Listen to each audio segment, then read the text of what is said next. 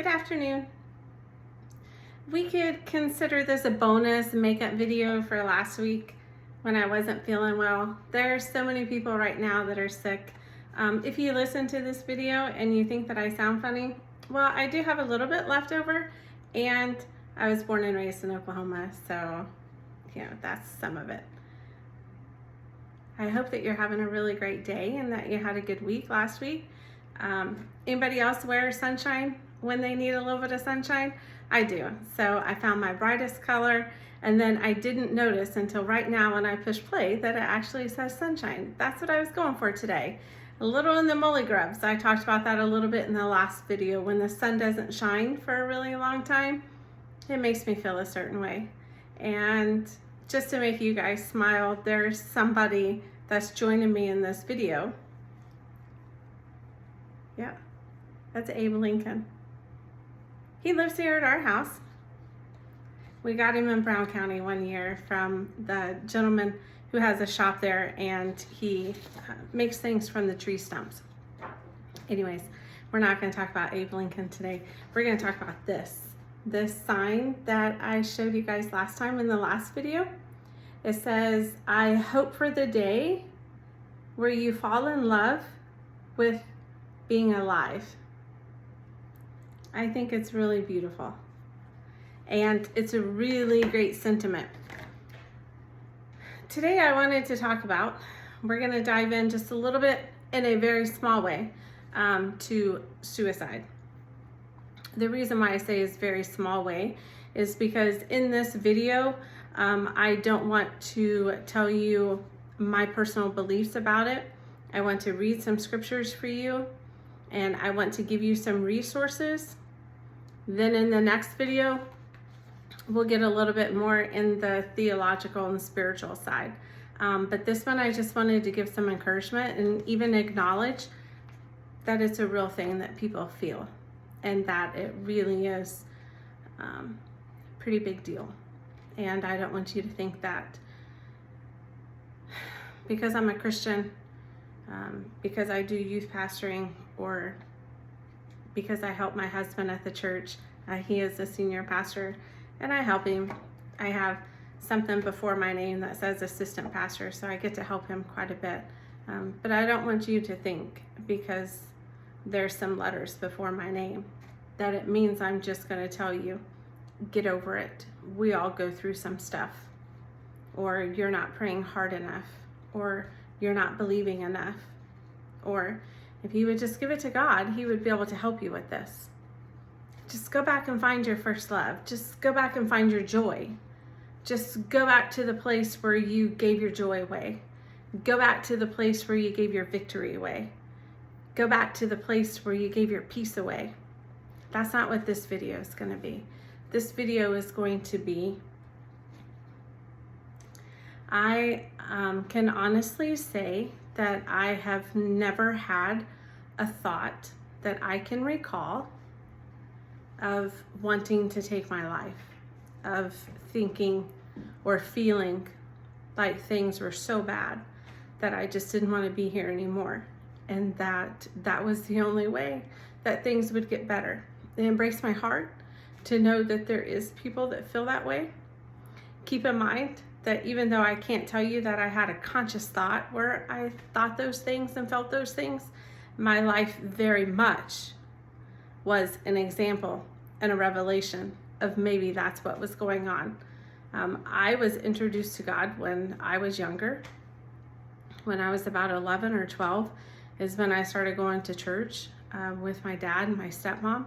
And so I did get exposed to God. I did get to hear about Him. I did get to hear stories about His goodness and His faithfulness and His promises and how much He loves you and how much He loves me. And I did get to hear stories of Him doing miracles. And I did get to hear the stories of Him turning things around. I did get those things.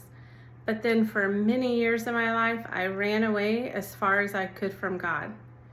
In those times, I wasn't just running from God and not living for Him and doing everything right. I was doing everything wrong. And it wasn't just drinking for fun. it was functioning alcoholic. I can say that now because I can identify what it is now. During that time, I did have a son, and I had him at 29 weeks, and he passed away. And I can recognize the blessings now and be able to tell you the blessings of those hours that I was able to be with him, those 24 hours. I could tell you the blessings one by one, and maybe we'll get into that one day. But it turns out I went into the hospital, delivered my son, and I left without him. And we did have a funeral, and it was a very chaotic time. And I had a really great doctor. And my doctor gave me a prescription for Zoloft. And I said, I'm not going to take this. I haven't taken any medicine for depression before, and I don't feel like I need to now. And he said, go ahead and get it filled. There might be a day coming up in the next few weeks or maybe in a month where you're going to wish that you had that. I did in fact get it filled because I figured doctors know what they're talking about. And those weeks, that month did arrive. And it was a help for me. But instead of finding a beneficial way for it to help me, like taking the Zoloft and then possibly getting counseling, I dove deeper and deeper into alcohol. And although it was the completely wrong way, numbing and forgetting all kinds of things, that's what I did. I didn't go to counseling. There's many times in my life that I didn't go to counseling, and I wish that I had had somebody like you're getting right now that will tell you, give your heart to God. He'll absolutely give you peace and love, but you also need to reach out to somebody. Sometimes those feelings and those thoughts that you have become too much. And so I'll tell you just about a couple different things. So when I was growing up, we lived in a cul-de-sac, and that was the really best part to live because at the time that I was growing up, and you don't get to guess how old I am, kickball was all the rage. And so we were in the cul-de-sac, me and my childhood friends, and we were playing kickball. And it was just a regular, normal day. And then it wasn't. One of my friends that I was playing with, his dad, stepped out into the garage just a few houses up the road, and he took his life. And that's probably the first time that I really realized what suicide was. But please bear in mind that I'm old enough, you still don't get to guess, that suicide wasn't something that I grew up hearing a whole lot about. I knew that there were some people that struggled. I knew what it was, but I didn't have classmates that passed away. I didn't have a lot of friends, parents, or anybody in their family that was passing away. I didn't feel like it was talked about or that it was given the attention that it is today. And so I do feel like children today, young people, teenagers, young adults, who am I kidding? Even people my age and people older than me, I think that it has affected every family. And so it is a very real thing. And knowing that I have talked to hundreds of young people, it's a very real thing. And now is a good time to say, I'm sorry if the church, I'm sorry if anybody in your life has made you feel like it's something that you're just not letting go of enough, that you're just not praying hard enough, or that you're just not believing hard enough. I'm sorry if you've ever felt that you didn't have anybody to talk to, or that nobody would listen. I'm absolutely 100% certain that you have people in your life that you can reach out to. And if you really truly feel like you don't, I have some phone numbers that we'll share at the end. The second example that I wanted to give was at our church. We have this thing that we go to every year, and it's called Winterfest. And it is for teenagers, 12 to 18 years old. And it's always for a weekend, Friday and Saturday night. And it's Revival for Teenagers times 1,000. It is totally amped up. It is amazing, and it is energetic, and it's a bunch of young people coming together to worship God. It's a bunch of young people coming together that are able not only to worship God in front of each other with other young people that aren't judging and aren't watching, aren't making assumptions about their lives, but it's a lot of young people that get to come together and also share the burdens and the struggles and the cares that they have. Because most of the time we feel like nobody understands. Most of the time we feel like we're the only one. So it's really powerful for the young people to be able to come together and to be able to realize that they can share these things with their peers. They can worship, they can pray, they can lose themselves in the presence of God for the whole weekend, and they can even realize that they share some of the same struggles. And so one time it was in downtown Indianapolis, and there was a speaker that came. He was really dynamic and really powerful. And one of the altar calls that he did, he asked for the lights to be turned off, and he asked for everybody to stand.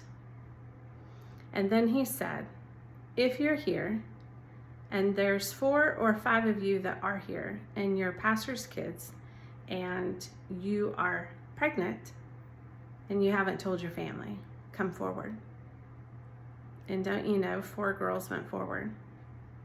He asked for people to still keep their heads bowed, and he kept giving more calls to come forward.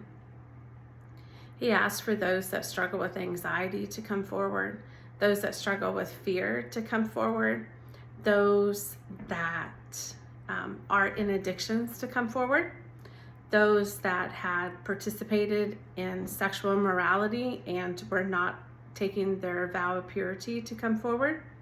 He asked for people that were cutting themselves to come forward. And then I looked around, and there was probably still 200 people standing.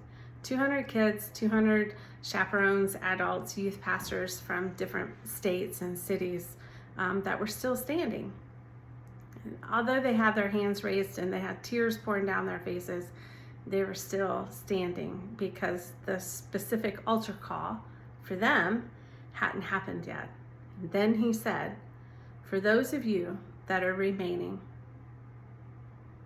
if you have thought within the last 24 hours of taking your life, come forward. More than half did. There was just a few more remaining still. And he said, if you have thought about or tried taking your life in the last 6 months, and it's not just for teenagers, but for chaperones too, come forward. And I had tears pouring down my face because I looked and I saw there were no more kids sitting in their seats. There was no more kids standing up. They had all come forward. And I was there with my husband. We were youth pastoring, and we were doing it in partnership with another really great couple. And we just kind of all 4 stood there looking at each other crying, because I'm just really sorry that so many young people have felt that way. And I had known it because we had talked to so many people in our youth group and other youth groups and at functions like that. They asked for the chaperones and youth pastors to come forward and to line up, and they tell the kids, find somebody, to pray with. Get in line so that that person can pray with you, and tell them specifically what it is that you need prayer for. I had heard about it so many times, but seeing that there was nobody left in their seats, that they had all come forward for these very powerful and traumatic things. And I won't get into this video about lies from the devil and things like that, because like I said, I didn't want it to be that kind of video. At first, I just want you to know that you're not alone. And I want you to know that you do have somebody that you can talk to. And that if you just woke up today and you have sweatpants on and a hoodie that you've been wearing for the last 4 days, you haven't brushed your teeth, you haven't combed your hair, but you woke up, that I'm proud of you. And maybe you did pull yourself together and you were able to come and do just a few more things. You did take care of your hygiene today. Maybe you sat down with a bowl of cereal, or you just ate a sandwich. But now you're exhausted and you just can't think about anything else today besides not wanting to do anything and feeling hopeless. I'm still proud of you for waking up. And maybe you have plans today to have an activity with your friends or with somebody in your family. And you're feeling anxious about that. Because how in the world are you going to go and participate and put a smile on your face and convince everybody that you're just fine? I'm still proud of you for saying that you'd go. And I want to go back to that sign because I'm really looking forward to the day, hearing about the day that you said, I want to live. I want to do more than I am right now today. And I want to go a step further. And I actually want to live. And I want to have a life full of peace and a life full of joy and victory. I want those things for you. I pray those things for you. So the first thing that I want to do is, if you have some pencils, pens, crowns, chalk, whatever it is. Girls, get your lipstick, whatever. Eyeliner, just get some paper and get something to write with, because I want you to have these phone numbers. The first one is you can call or text 988 on your phone. And there's somebody there 24 hours a day, 7 days a week that you can call and speak with, or you can text. And they will live chat with you. And they will do it the whole time until you're stable enough to say, okay, I'm good for right now. And if you need to call back, keep calling back. There's somebody there 24 hours a day, 7 days a week. There is a phone number. It's 1-800-273-8255. Write that down if you would like to be able to speak with somebody. You can text a crisis line, 741-741. Write all these options down, because I'm not really sure which one it's going to be that you remember and that you memorize the numbers, but write these things down. Keep it on a Post-it note. Put it in your Bible. Put it in your purse, in your school book. Keep it up on your mirror. Keep it in your bathroom. Whatever you need to do, write these things down.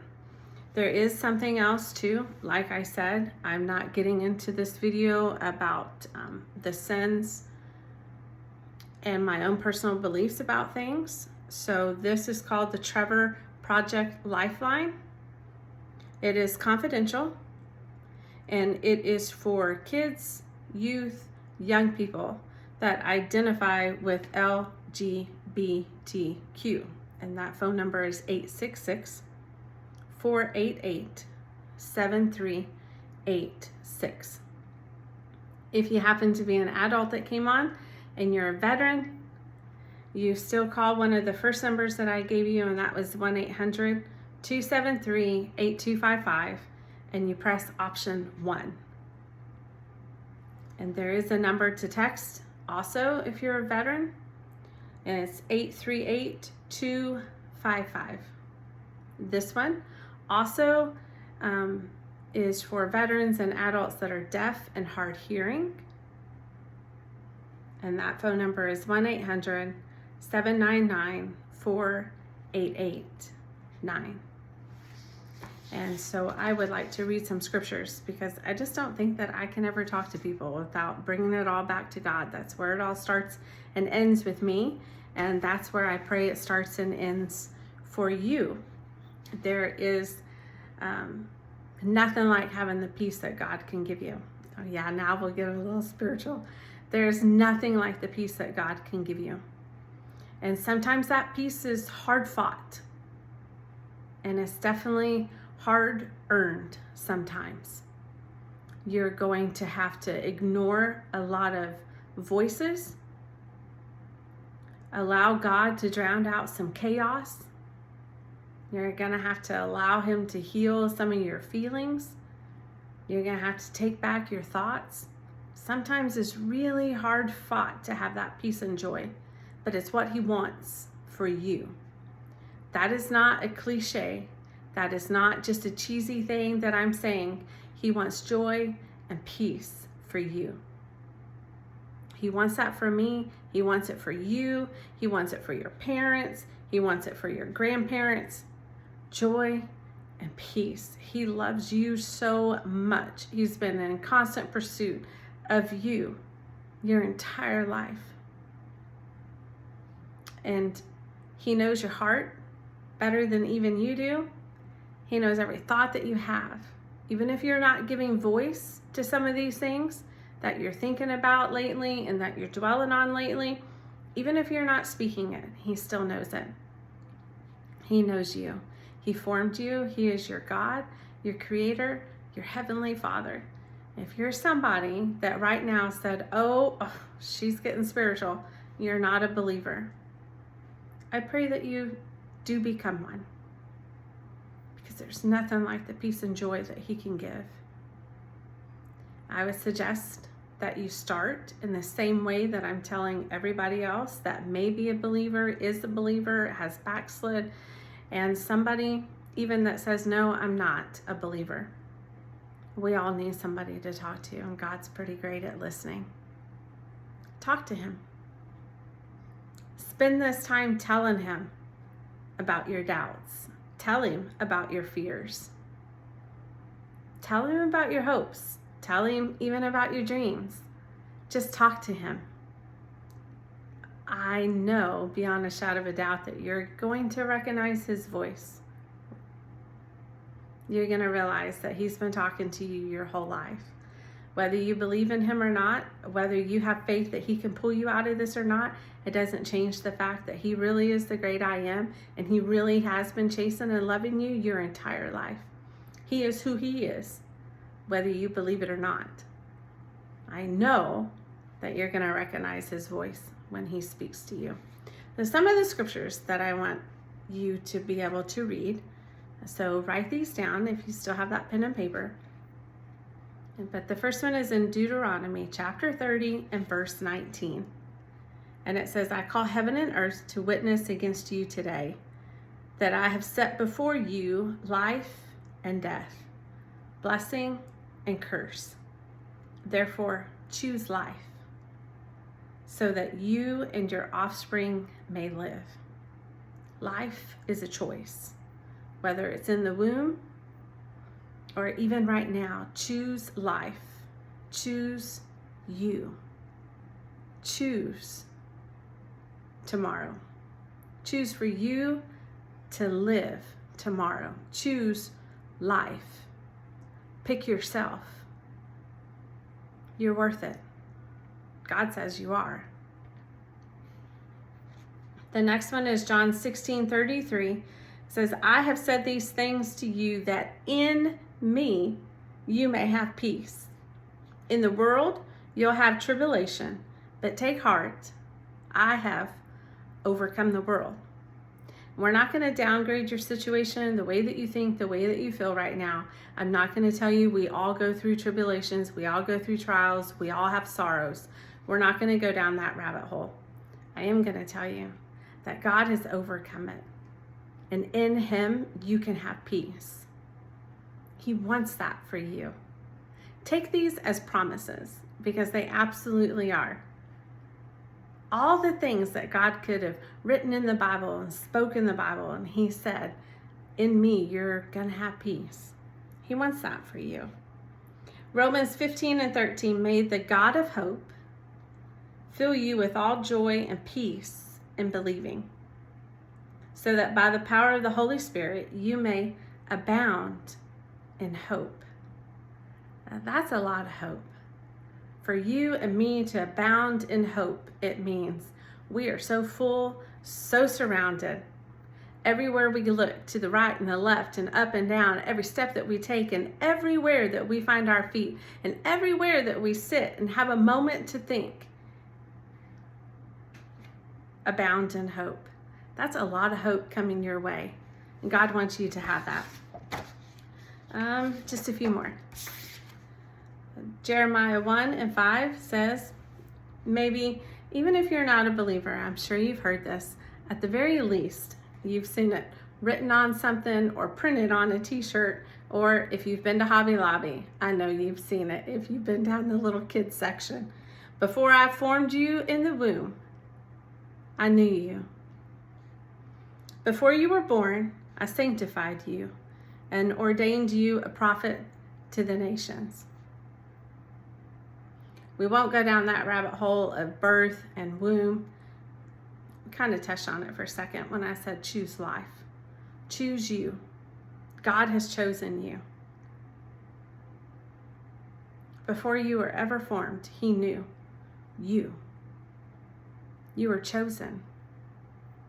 Isn't it great? Because we think we're all by ourselves sometimes when we're going through things like this. We think that we're drowning and nobody can even see your hand. Nobody can even hear your cries because you're so out of breath. You can't even take another breath and even utter a word, and you think nobody's even looking at me or paying attention or even sees me. Nobody even knows. God sees you.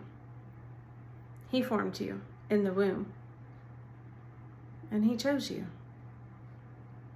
He knew you. He knows you now. He knows your name. He calls your name. He knows everything about you. 1 Peter 2:9, but you are a chosen race, a royal priesthood, a holy nation, a people for His own possession. He chose you for Himself. It's the first person to pick you. He picked you, He picked me. Remember those little notes? Do you like me? Yes or no? Do you choose me? Yes or no? Do you pick me to be your best friend? Yes or no? He chose you. I have some more scriptures. Isaiah 43:13. This is one of the best ones. You should put a little asterisk next to this one. Highlight it if you need to. It says, indeed, before the day was, I am He, and there is no one who can deliver out of my hand. I work, and who will reverse it? Isn't that great? No matter what He does for you, who can reverse it? Who can change it? Nobody can change His plans. Nobody can make Him backtrack and erase and write things all over again. Nobody can disrupt His plans and make it complete chaos. Who can turn things around and stop God? Nobody can. Who can reverse the plans that He has for you? The work that He's already done and is doing on your behalf. One more. 1 John 4:4. You, dear children, are from God and have overcome them, because the one who is in you is greater than the one who's in the world. God is who He says He is. And if He says He's going to do it for you and He wants it for you and He has chosen you, that's what's going to happen. He is greater. He is the Alpha and the Omega. He is the one that's greater. He is the one that has all power and authority. Nobody's going to overcome Him. He's already won. And then maybe you're like, okay, those are some pretty good scriptures, and I'm going to go ahead and read them through. I want you to write down some songs too. Okay, so the song is, it's actually called Beautiful, and two different artists. So if you look up Toby Mac and Mercy Me, and then Rescue by Lauren Daigle, Gonna Be Okay, Jen Johnson. This is my personal favorite right now. Chosen, Matthew West. Just One Touch, Jesus Culture, and then Fear is a Liar, Zach Williams. And there's so many others, but this is a really great start. So put these songs in YouTube, Spotify, whatever you choose to listen. Play these over and over and over, and reach out and use those phone numbers if you need to. Talk to somebody. Talk to your parents. Talk to your grandparents, aunt, uncle. Talk to somebody. Go to your pastor, your youth pastor, a counselor at school, principal, the police resource officer at your school. Talk to somebody. They're there for you. They are absolutely there for you. And then next week, we'll talk about this just a little bit more. Not next week. We'll do our regular video on Friday. So I'll talk to you later, and I'll see you later. Have a really great day.